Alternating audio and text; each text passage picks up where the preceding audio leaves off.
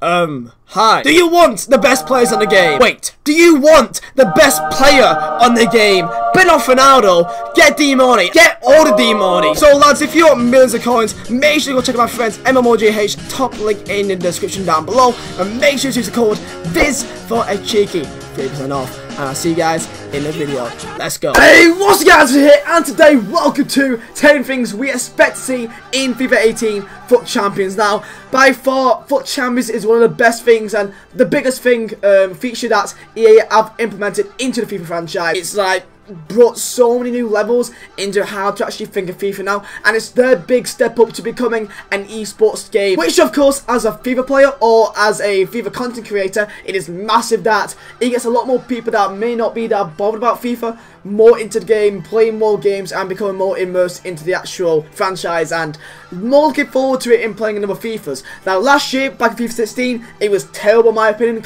in terms of what content it actually was to create for the game, that it was only really FUT drafting I was really it. So in today's video I want to talk to you guys about 10 things I'm expecting to see change or updated in next year's installment of FUT Champions. And there's a few things in it which you may have seen, some things in it which you may not have seen before, and I just want to hear your guys' thoughts on this as well. So let me know down in the comments what do you guys think, and with that said, let's get into the video. So number one, lads, the first thing I want to talk about is matchmaking. In my opinion, the most important thing, one of the most important things for FUT Champions is matchmaking, because that's where the games is all sorted out, that's where your opponents is all organised, and that's whoever your opponent is deters which ranking you get and which rewards you get, and that's the simple foundation of it. So that's your matchmaking for it has to be spot on, it has to be. And when I'm playing FUT Champions, so many times I'm live streaming, I play FUT Champions, and I actually play against a guy that's actually in the stream, and next thing I know, you know, I may be on, like, let's say I'm on 8-3, 8 wins, 3 losses. I play against a guy and he's on 15-1.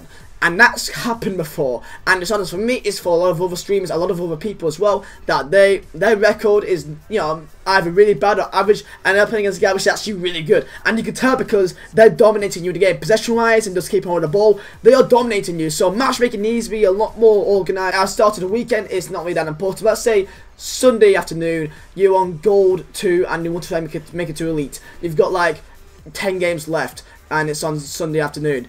Why would you be coming up against top 100 players or Elite 1 players at that stage? Which that has happened before for many other people. So when you're on like Gold 2 and it's like your last 10 games left where each game really means something, you should only play against Gold 2, Gold 1, Gold 3 players that's currently at that stage at that time. You shouldn't be touching people that's in Elite.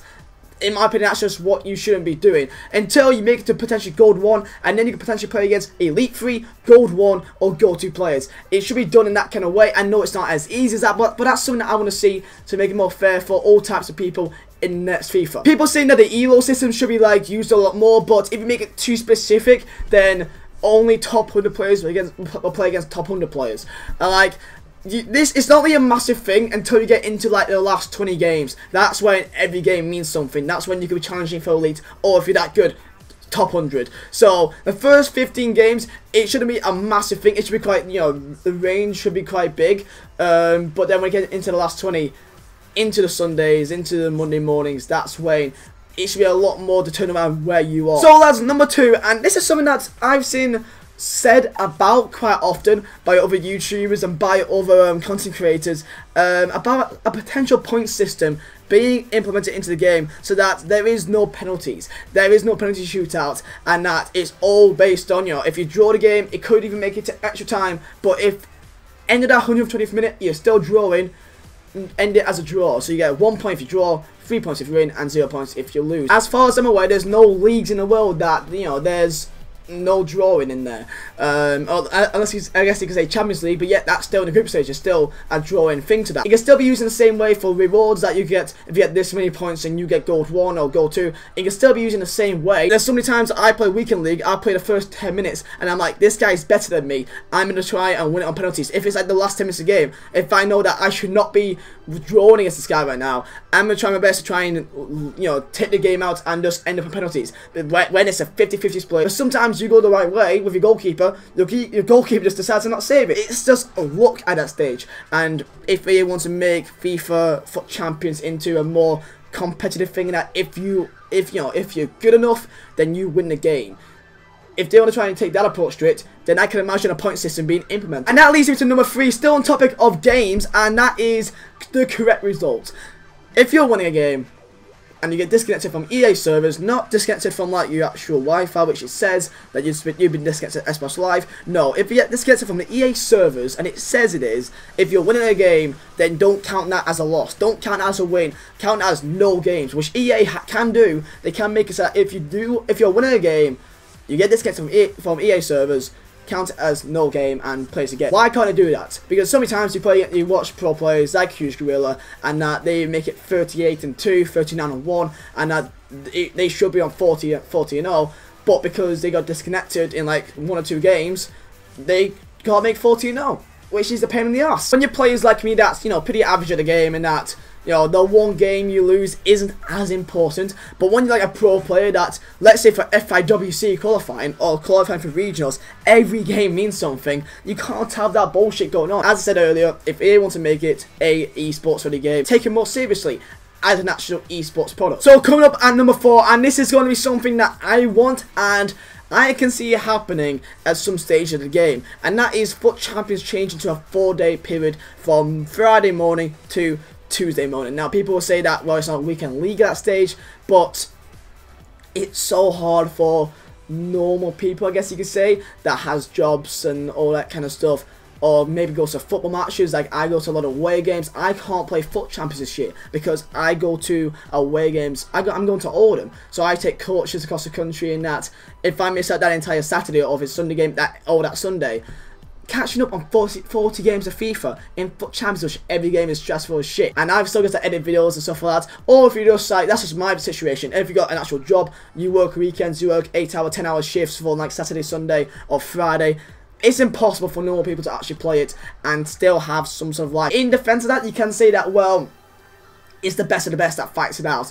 So usually the pro players, they don't have an actual job because FIFA is their job. I know, of course, I know some pro players that, you know, isn't living off, you know, YouTube or living off actually being a pro player, but a lot of them that actually are good at the game, they can actually make it into being top 100 and being that kind of pro kind of status, but they can't because they've got work and they've got to miss some games out. It'd be so much easier. You can play 10 games per day, which is still quite a lot, 10 games per day, but for normal people, it can get more people into FUT Champions, it can get more people into playing the game more. Number 5, halfway through, and something that I am expecting to see in FUT Champions is somewhere in the menu, somewhere in the FUT Champions section, in the features that says to you how the server status is. If it's really good, because there's so many times, for me, in my for my example, I play a lot of games on the Friday, which I can because I've got no football then.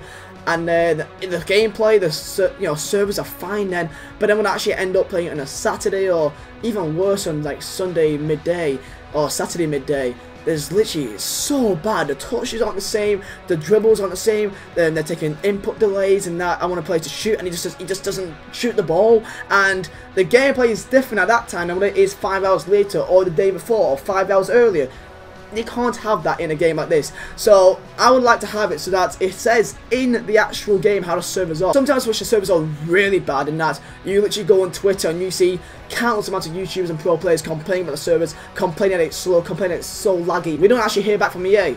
So people that aren't on Twitter, they just play it anyway, and they're going to put up with it and then lose games. You can't even pass the ball straight because when you tell it to press A, it doesn't press A. So I can see them implementing something like that, like a server status that lets the user know how the servers are going and that if it is up to speed. Number 6, lads, and this is something that I really want to see because I love stats, I love graphs, I play Football Manager a lot, and I love looking back on like, you know, league statuses and players and all that stuff. I love looking at graphs when it's nothing to do with Microsoft Excel. So pretty much, statistics. It shows you the statistics of like what time you concede in a game, what time that you score goals in the game, your clean sheet ratios, your all kind of stuff like that. In the regionals, when you're watching, you know, there's like Spencer Owen and he's on about this guy has 57% possession in most of his games for the qualifying, stuff like that. The simple stuff that you can look at what kind of player you are. You can kind of show off to your mates.